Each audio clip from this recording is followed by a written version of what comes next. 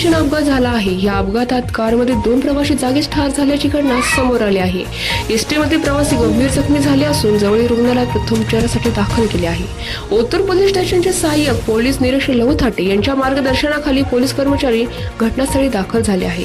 तसेच अपघाताचा मोठ्या प्रमाणात आवाज झाल्याने माजी सैनिक या ठिकाणी दाखल होऊन अपघातग्रस्त लोकांची मदत केली।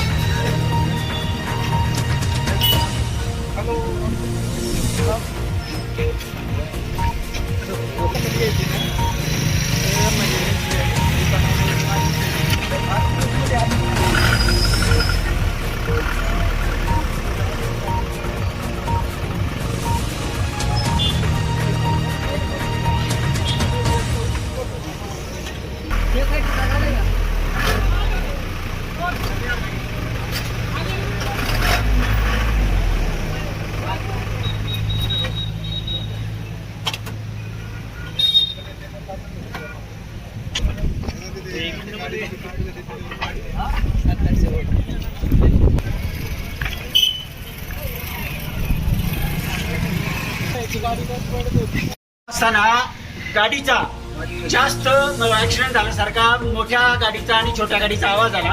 त्यामुळं घाई आम्ही सर्वजण बाहेर आलो। पाहतो तर एसटी आणि काळ्या कलरची 4 व्हीलर या 2 गाड्या रस्त्यामधून कॉलेजच्या बाजूला रस्त्यामध्ये उतरताना दिसत्या आणि एवढा मोठा आवाज झाला की एसटीनं समोरचं एक झाड सुद्धा मारलं आणि ती खड्ड्यामध्ये गेली होती। म्हणून सर्व माजी सैनिक आम्ही सर्वप्रथम इंजुरी असलेल्या लोकांना बाहेर काढण्यासाठी मदतीला धावलो।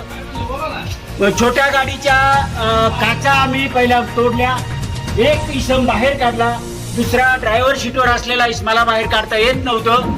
त्यावेळेस मग इतर ॲम्ब्युलन्स आणि या सर्वांसाठी मदत घेतली। स्थानिक लोक आली आणि सर्वांच्या मदतीनं रेस्क्यू करून ड्रायव्हर आणि पॅसेंजर 4 व्हीलर मधला यांना आम्ही बाजूला काढलेलं आहे।